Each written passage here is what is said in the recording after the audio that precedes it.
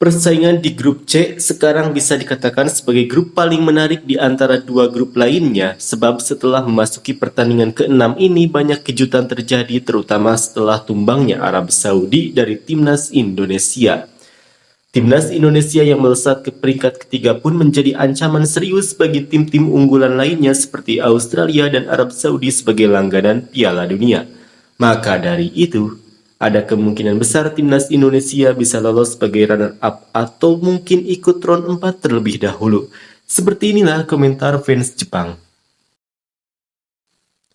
Saya rasa supporter Australia adalah yang paling berhati-hati. Di negara lain tidak semua orang, tapi saya tidak pandai dalam hal itu. Saya ingin Australia yang berkompetisi dengan saya di babak kualifikasi terakhir untuk 3 turnamen berturut-turut berada di posisi kedua.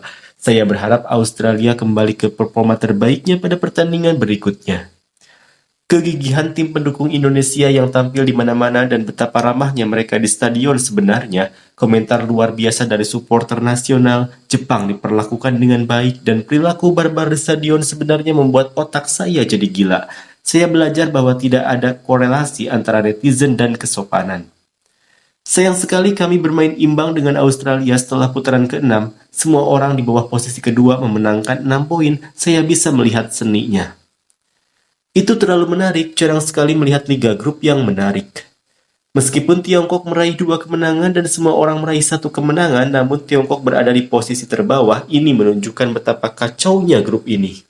Hal yang paling menarik adalah melihatnya sampai ke pertarungan terakhir dan ada kemungkinan besar hal itu terjadi saat ini. Jadi saya akan menontonnya. Saya dapat mengatakan ini karena ini adalah tontonan tingkat tinggi, namun menyedihkan melihat beberapa negara menyerah begitu cepat. Akan lebih hidup dan bagus jika pertandingan berlangsung ketat hingga akhir. Kelas C masih di tengah festival. Senang rasanya melihat para pemain pendukung gerilya Indonesia mendapatkan kembali tenaganya. Sekarang Australia dan Arab Saudi telah melemah yang jarang terjadi dalam beberapa tahun terakhir.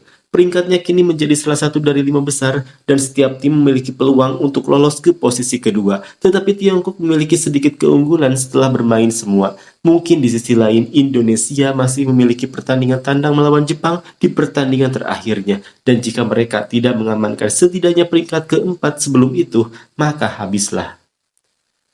Sepertinya ini akan menjadi babak kualifikasi ketiga yang sangat sulit. Ada saat ketika saya berpikir seperti itu, saya juga memilikinya. Dukungan Indonesia bermunculan di berbagai tempat. Jepang mungkin akan melaju dengan mantap, namun ini akan menjadi pertarungan ketat untuk memperebutkan posisi kedua ke bawah hingga pertandingan terakhir grup. Jadi pertandingan terakhir melawan Indonesia pasti akan menjadi pertarungan sengit. Jadi menang atau kalah rasanya tidak nyaman. Indonesia berkata, "Saudara Australia, tolong bawa saya ke Piala Dunia bersamamu. Itu yang kamu katakan kepada semua orang." Sejujurnya, saya merasa Australia adalah yang terbaik di antara supporternya dalam hal popularitas, jadi saya ingin Australia berada di posisi kedua. Ada apa dengan Indonesia yang ada di mana-mana?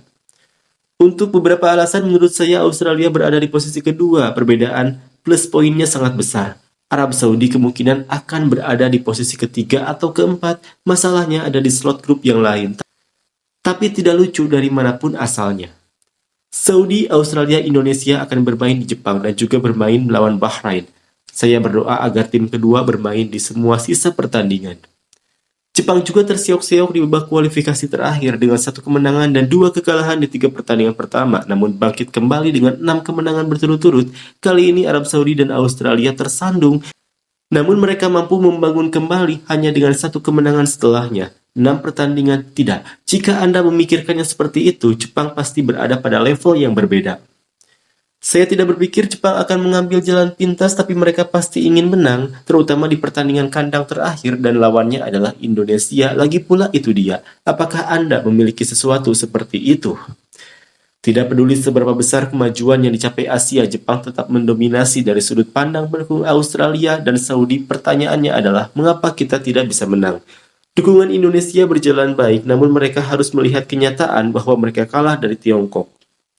Semua orang tiba-tiba mulai mengincar posisi kedua. Tadinya saya bilang incar juara 3 atau 4 di Bahrain, Cina, dan Indonesia. Indonesia dari tanggal 8 Desember hingga 5 Januari berpartisipasi dalam kejuaraan ASEAN, juga dikenal sebagai Piala Mitsubishi Electric ASEAN.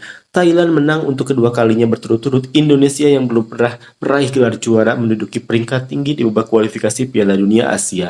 Malaysia dan Vietnam juga berpartisipasi. Jika dicermati, ada sejumlah poin menarik dari kemungkinan pemain berkebangsaan Jepang terpilih menjadi pemain naturalisasi timnas Singapura. Sponsornya Mitsubishi Electric berupaya keras dalam aktivitasnya. Olimpiade 2024 kemungkinan besar akan berdampak pada keseimbangan kekuatan di kawasan Asia, sehingga terlihat menarik. Saya ingin mereka terus berlanjut sebagai grup lumpur hingga babak final.